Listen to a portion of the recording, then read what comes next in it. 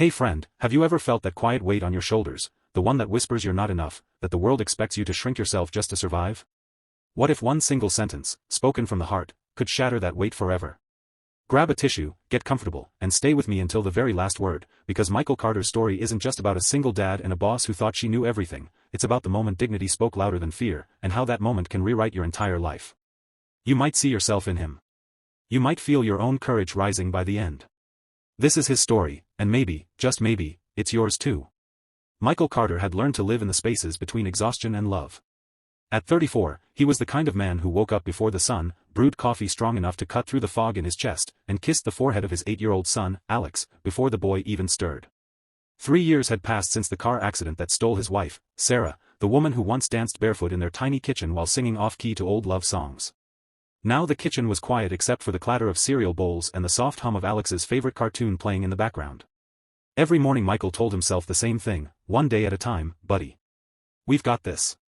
But some days the one day felt like 1,000. He worked as a junior account manager at Voss Dynamics, a sleek tech firm in Chicago where the glass walls and sharp suits made him feel like an outsider who had wandered in by mistake. His boss, Elena Voss, was a force of nature, 42, razor-sharp mind, and a reputation for cutting costs like they were loose threads on a designer jacket. She noticed numbers, not people. Michael knew his performance reviews by heart, reliable. Steady. Room for growth. Translation, invisible. The bills never stopped coming. Rent on their cramped 2-bedroom apartment, Alex's therapy sessions for the nightmares that still haunted him after losing his mom, the school supplies, the groceries that somehow cost twice as much when you were stretching every dollar. Michael had turned down overtime more than once because Alex needed him home to read bedtime stories and chase away the shadows. Colleagues called him dedicated. Elena called it limited ambition. He smiled through it all, because smiling was cheaper than therapy. Then came the email that changed everything, the annual leadership summit in New York City. Only a handful of employees were invited, and somehow Michael's name was on the list. Opportunity of a lifetime, the memo read. For Michael it was more than that, it was a chance to prove he belonged, maybe even secure the promotion that would finally let him breathe. But there was one problem. Alex. No grandparents, no reliable sitter who could handle a week away, and the last-minute panic of finding someone trustworthy felt impossible. So Michael made the only choice a father could make. He booked 2 rooms at the sleek Manhattan hotel the company had reserved, one for himself, one for Alex. He'd pay the difference out of his own pocket if he had to. He packed Alex's favorite dinosaur pajamas, the worn copy of Where the Wild Things Are, and a promise whispered into the boy's hair, "We're a team, little man. Always." The flight was a blur of Alex's excited chatter and Michael's racing thoughts. When they landed, the city swallowed them whole, towering buildings, honking taxis, the electric buzz that made Alex's eyes sparkle like Christmas lights. They checked in early. Michael's hands shook slightly as he slid his corporate card across the desk for 2 keys. 2 rooms, sir, the receptionist asked, eyebrow raised. Michael just nodded, heart hammering. He couldn't explain to a stranger that his son still woke up crying some nights, that sharing a room with strangers, even his boss, felt like crossing a line he'd sworn never to cross again after Sarah. The summit began the next morning. Elena Voss swept into the conference hall like she owned the skyline, tailored blazer sharp as her gaze. She spotted Michael in the back row, Alex tucked beside him coloring quietly on a tablet. Her lips pressed into a thin line, but she said nothing then. All day Michael took notes, asked thoughtful questions, and felt, for the first time in years, like maybe he was seen. During the lunch break Elena approached, voice cool and professional. "Carter, impressive points in the breakout session. But tell me, why 2 rooms? The company's covering 1. Why waste money on a second when we could consolidate?" She gestured vaguely toward the hotel across the street. "Budget meeting next week. Leadership notices these things." Michael's stomach dropped.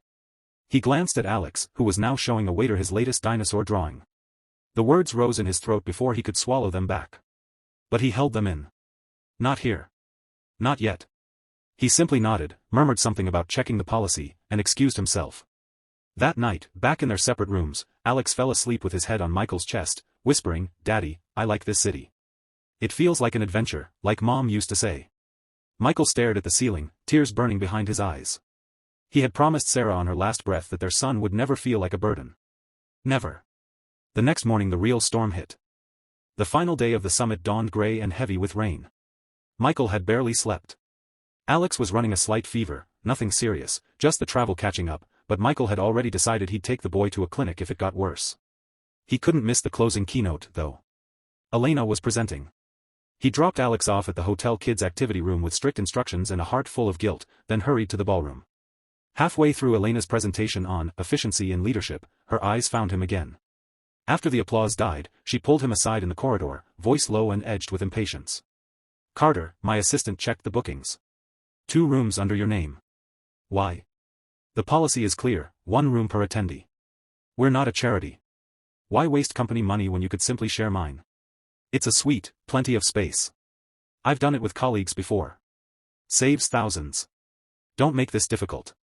The hallway felt too small. Michael's pulse thundered in his ears. Colleagues walked past, pretending not to listen. He thought of Alex upstairs, probably drawing another dinosaur and waiting for his dad to come back and make everything okay. He thought of Sarah's voice in his memory, "Never apologize for protecting our family, Mike. Your dignity is his inheritance."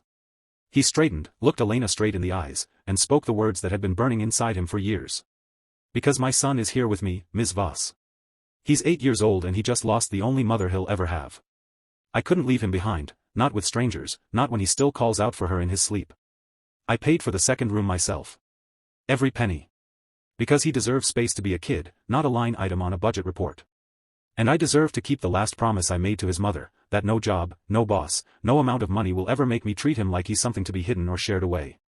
If that costs me my job, then so be it. But I won't apologize for being his father first." Silence swallowed the corridor.